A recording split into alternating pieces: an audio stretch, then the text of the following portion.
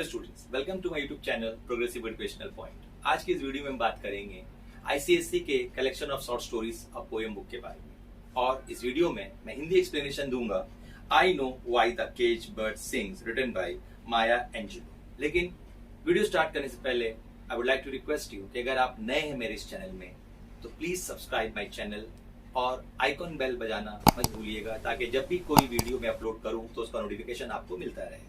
And please don't forget to share and like my video. तो चलिए start करते हैं आज का video. I know why the cage bird sing written by Maya Angelou. तो Maya Angelou जो basically एक अफ्रीकन अमेरिकन पोएट थी, और वो अपाथाइड यानी कि जो रेसियल डिस्क्रिमिनेशन था, रंग भेद, उसके वो बिल्कुल स्ट्रिक्ट खिलाफ थी। उन्होंने अपने पोयम में, इस पोयम में why I know why the cage bird sing, इसी पहलू को उन्होंने दर्शाने की कोशिश की है। I know why the cage bird sing Maya Angelou का एक बहुत ही वेल नोन और बहुत ही स्ट्रॉन्ग पोयम था, और जिसका यूनिवर्सल अपील था। माया एंजेलो के वक्त में अफ्रीकन अमेरिकन लोगों को, यानी कि जो ब्लैक अमेरिकन लोग थे, उन्हें फ्रीडम नहीं था, वो फ्री नहीं थे, और कई रिस्ट्रिक्शन उनके ऊपर इम्पोज किया गया था सोसाइटी में। ये पोयम माया एंजेलो द्वारा बताया गया कि किस तरह उनके ऊपर जो रिस्ट्रिक्शन थी उससे उन्हें कितनी दर्द होती थी, कितनी तकलीफें होती थी, कितनी परेशानियां होती थी, और उनके इस दर्द, तकलीफ, परेशानी को सुनने वाला कोई नहीं था। हर जगह उन्हें रोका टोका जाता था, हर काम में उन्हें बाधा आना पड़ता था, बाधा मिलता था, वो काम कर नहीं पाते थे, उन्हें हर जगह डिस्क्रिमिनेट किया जाता था। और इस पोयम में उन्होंने दो बर्ड को चुना है, जिसके सिंबलाइज करके उन्होंने ब्लैक अमेरिकन और व्हाइट अमेरिकन, यानी कि जो दो क्लासेस में सोसाइटी उस वक्त बटा हुआ था अमेरिका में, उसको उन्होंने बताने की कोशिश की है। तो यहाँ पर दो बर्ड्स के माध्यम से पोएट ने बताया कि किस तरह एक बर्ड जो कैद में है, जो पिंजड़े में है, और दूसरा बर्ड जो फ्री है, खुले आसमान में उड़ रहा है। जो इंकेज्ड बर्ड है, जो कैद में है, जो पिंजड़े में है, वो रेफर करता है ब्लैक अमेरिकन को, और जो फ्री बर्ड है वो रेफर कर रहा है व्हाइट पीपल को, जो उस वक्त अमेरिका में रहते थे। ये पोयम बिल्कुल ये क्लियर कर रहा है कि किस तरह जो स्लेव्ड बर्ड है, जो पिंजड़े में होते थे, उनको कितनी तकलीफ हुआ करती होगी जब उन्हें पिंजड़े में उनका पंख कतर दिया जाता होगा, उनके पैरों में बीड़ी लगा दी जाती होगी, और उन्हें उड़ने नहीं दिया जाता होगा। उनके सारा दुनिया, सारा आसमान है, लेकिन वो कैद में है और वो आसमान में वो उड़ नहीं सकती। और दूसरी तरफ एक बर्ड जो बिल्कुल खुले आसमान में उड़ सकता है, इंजॉय कर सकता है, एटमॉस्फेयर को फील कर सकता है, अपने मर्जी से खा पी सकता है, अपने मर्जी से आसमान की ऊंचाइयों से लेकर जमीन की गहराइयों तक में वो उड़ सकता है। लेकिन दूसरे बर्ड को ये फ्रीडम नहीं है। उसी थीम के ऊपर बेस्ड है ये poem I know why the cage bird sing. ये बेसिकली एक ऑटोबायोग्राफिकल पोयम है, जहां पर माया एंजेलो को एक मेटाफोरिकल केज बर्ड के रूप में दर्शाया गया है। बेसिकली जो टोन है इस पोयम का बहुत काम है और डायरेक्ट है, लेकिन स्टिल ये काफी पावरफुल है। इसकी थीम जहां तक अगर हम बात करें पोयम की, तो यहां पर फ्रीडम वर्सेस इंस्लेवमेंट, यानी एक तरफ आजादी और दूसरी तरफ गुलामी, उसके ऊपर पोएट ने काफी अच्छे ढंग से दो बर्ड के थ्रू सिंबलाइज करके ब्लैक अमेरिकन और व्हाइट पीपल को यहां पर बताया कि किस तरह दोनों के लाइफस्टाइल में डिफरेंस था। तो चलिए अब हम स्टार्ट करते हैं line to line explanation in Hindi. I know why the cage bird sing written by Maya Angelou. तो टोटल 6 स्टैंजा में ये पोयम बटा है। तो हम स्टेप बाय स्टेप एक स्टैंजा रीड करेंगे और उसका आपको हिंदी एक्सप्लेनेशन देंगे। A free bird leaps means fly or jump, on the back of the wind and floats downstream till the currents end, and dips his wing in the orange sun rays and dares to claim the sky. तो पहला stanza जो basically focus करता है आपका वो bird जो आजाद है, जो आसमान में, खुले आसमान में उड़ सकता है, उड़ रहा है।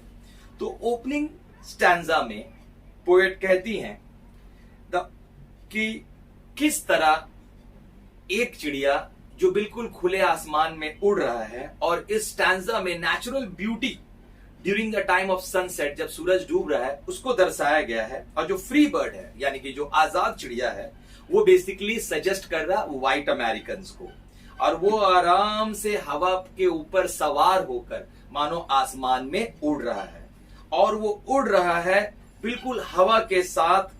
शाम का वक्त है, सूरज डूब रहा है, और आसमान बिल्कुल ऑरेंज यानी आपका संतरे के तरह ऑरेंज दिख रहा है, लाल दिख रहा है। और उस आसमान में जो आजाद चिड़िया है, जो फ्री बर्ड है, वो उड़ रहा है, और वो इस तरह पेश आ रहा है जैसे मानो कि पूरा आसमान उसका है, पूरा आसमान उसका है। वो एक कभी आसमान की तरफ ऊपर जाता है और कभी नीचे डाउनस्ट्रीम यानी नीचे की तरफ वो अपना उड़ान भर रहा है। तो यहां पर पोएट बेसिकली कहना चाह रहे हैं कि जो फ्री बर्ड है वो हवा के साथ उड़ रहा है, कभी वो ऊपर आसमान की तरफ जाता है और कभी नीचे आता है, और उसका पंख बिल्कुल खुला है, बिल्कुल आजाद है, कोई रोक टोक नहीं है, और वो ऐसा साबित करता है कि जैसे मानो ये आसमान उसी का है। चलिए अब हम सेकंड स्टैंजा रीड करते हैं। तो पहला स्टैंजा में पोएट ने फोकस किया फ्री बर्ड को, उसकी आजादी को, कि किस तरह जमीन से आसमान तक वो खुला पंख के साथ उड़ रहा है। Second stanza, but the bird that stalks down his narrow cage can seldom see through his bars of rage. His wings are clipped and feet are tired, so he opens his throat to sing. तो अब second stanza में poet focus को shift करता है from the free bird to the encaged bird, यानी वो चिड़िया जो पिंजड़े के अंदर कैद है, जो पिंजड़े के अंदर है। और पोएट कहती हैं ये बिल्कुल साफ कॉन्ट्रास्ट है, यानी बिल्कुल विपरीत बताया गया है कंडीशन का फ्री बर्ड के मुकाबले में इंकेज बर्ड का, जो चिड़िया कैद में है, पिंजड़े में है।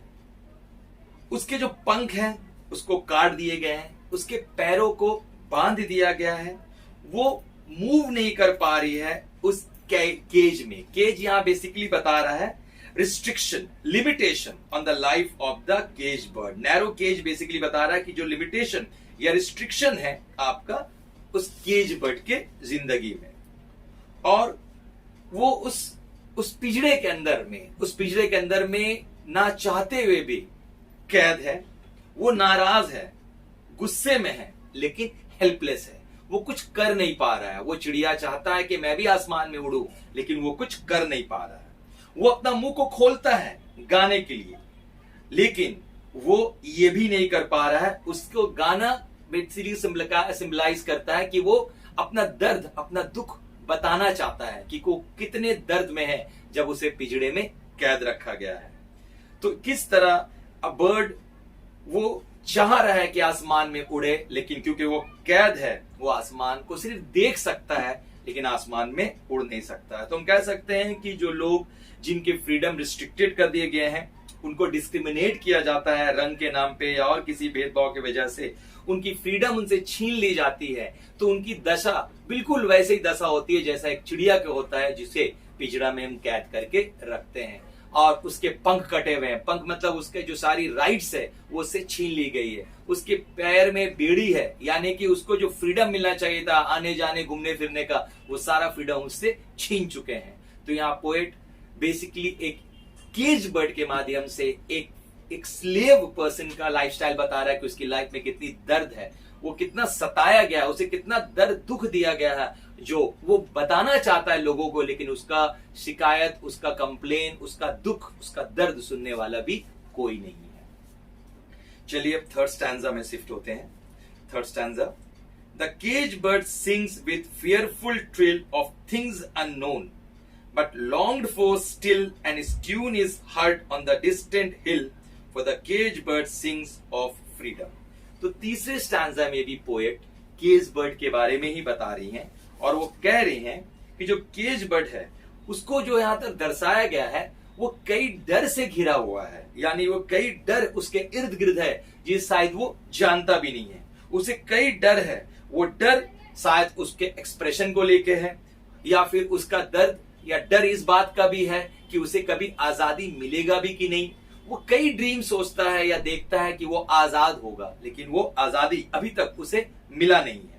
उसकी जो आवाज है वो बहुत दूर दूर तक जा तो रहा है, जिसमें वो लोगों से फ्रीडम का रिक्वेस्ट कर रहा है, फ्रीडम के लिए गुहार लगा रहा है कि उसे आजादी मिलनी चाहिए, उसे आजादी हो, उसे बराबरी का दर्जा मिलना चाहिए। वो भी बाकी चिड़ियों की तरह आसमान में उड़ना चाहता है। ठीक उसी तरह जब कोई इंसान, जब उनके साथ भेदभाव किया जाता है तो वो भी चाहता है कि बाकी लोगों की तरह, भले उसका रंग काला है तो क्या हुआ, वो भी इंसान है, उसे भी वो दर्जा मिलना चाहिए जो गोरे लोगों को है, जो व्हाइट अमेरिकन को है, लेकिन उन्हें वो दर्जा नहीं मिलता है। और वही डर, वही खौफ, वो सपना उसका जब टूटता है और डर और खौफ उसे आता है तो वो फीलिंग्स वो बता नहीं पाता है।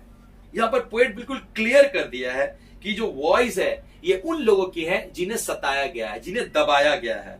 उनको बिल्कुल इस तरह दबा दिया गया है कि उनकी जो उम्मीदें हैं, उनके जो सपने हैं वो चकनाचूर हो गए हैं। उन्हें उनकी आवाज अब वो आवाज नहीं है कि वो लोगों को अपना तकलीफ बता सके, और उसकी आवाज दूर दूर तक वो पहुंचाना चाहता है, सुनाना चाहता है, अपने तकलीफ बताना चाहता है, वो आजादी का मांग करना चाहता है, डिमांड करना चाहता है, लेकिन वो कर नहीं पा रहा है या लोग उसके डिमांड को सुन नहीं रहे हैं।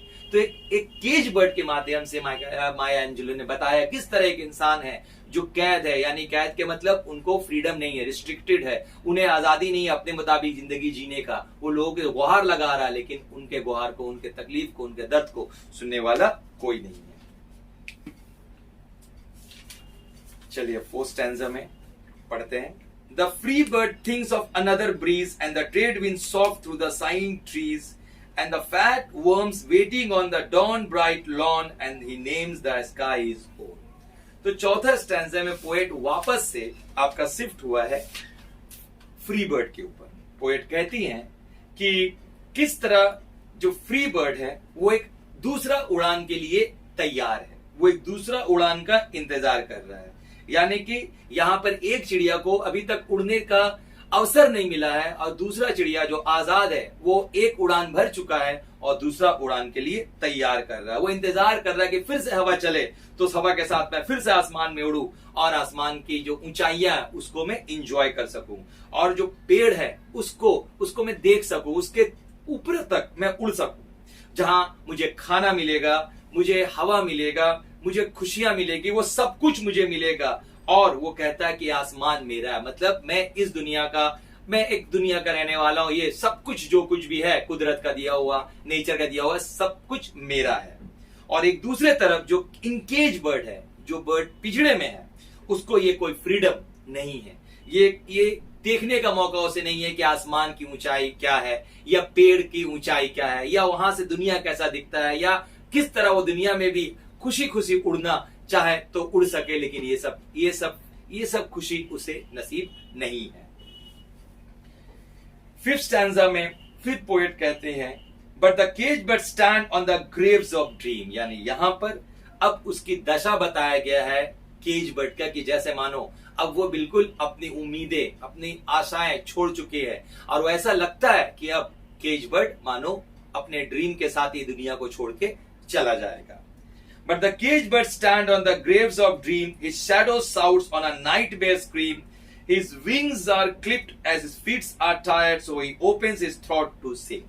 यानी कि फिफ्थ स्टैंजा में पोएट कहती हैं कि जो केज बर्ड है वो बिल्कुल अपने आप को हेल्पलेस, यानी बिल्कुल एक ऐसा महसूस कर रहा है जैसे मानो उसका कोई मदद करने वाला नहीं है, और वो बिल्कुल जैसे लग रहा है कि अब वो मर जाएगा, वो अपने कब्र के करीब है। उसकी ड्रीम, वो सब कुछ अब अनफुलफिल रहने वाला है, उसकी मूवमेंट रिस्ट्रिक्टेड है, उसकी मूवमेंट को रोक दिया गया है, वो रो रहा है और उसे बुरे बुरे ख्यालात आ रहे हैं, नाइटमेयर आ रहे हैं, जहां वो ऐसे महसूस कर रहा है कि शायद अब वो आजादी कभी उसे मिलेगा नहीं, वो आजादी देख नहीं पाएगा, वो आसमान में उड़ नहीं पाएगा, वो हवाओं के साथ बह नहीं पाएगा और इससे पहले ही उसे ये दुनिया को अलविदा कह देना होगा। और ये बहुत ही डरावना, बहुत ही दर्दनाक स्थिति है कि वो आजादी के लिए रो रहा है, तड़प रहा है, लेकिन फिर भी उसे वो आजादी मिल नहीं रहा और लगता है कि वे गुलामी इस दुनिया को छोड़ के चला जाएगा। जिस तरह वो लोग हैं जो लोग आजादी के लिए लड़ रहे हैं, आजादी चाह रहे हैं, उन्हें आजादी मिले, लेकिन वो गुलामी इस दुनिया को छोड़ के चले जाते हैं। तो जिसे ये आजादी नहीं मिलता है वो अपने दशा को और भी ज्यादा खराब कर लेते हैं और उनकी दशा, उनकी जो गुलामी होती है उन्हें और भी बदतर जिंदगी में घोल देता है या मिला देता है।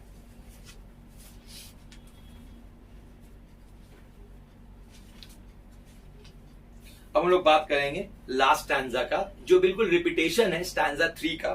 तो यहां पर पोएट ने रिपीट किया ये लाइन को ताकि वो एक एम्फेसाइज, एक प्रेशर, एक जोर डाल सके या हाईलाइट कर सके जो पेनफुल कंडीशन है केज बर्ड का। तो यहां पर फिर थर्ड स्टैंजा को वापस रिपीट किया गया है। The cage bird sings with a fearful trill of the things unknown but longed for still, and his tune is heard on the distant hill, for the cage bird sing of freedom। यानी कि जो cage bird है वो गा रही है, लेकिन वो उसको पता नहीं, कई डर कई खौफ से वो घिरा है, वो गा रहा है, वो घिरा है, और आसपास के कई चीज उसे डरा रहे हैं, वो घबराया हुआ है, लेकिन फिर भी वो इंतजार कर रहा है कि शायद उसके दर्द को, उसके तकलीफ को कोई सुन ले, उसके आवाज को कोई सुन ले, दूर कहीं उसके आवाज पहुंचे और उसके आवाज को सुन के लोग आए और उसके आजादी में, उसे आजादी दिलाने में उसका मदद करे। लेकिन वो चिड़िया का आवाज कोई सुन नहीं पा रहा है और लगातार ये केज बर्ड अपने फ्रीडम के लिए गा रहा है कि उसे आजादी चाहिए, उसे आजादी चाहिए, उसे आजादी चाहिए।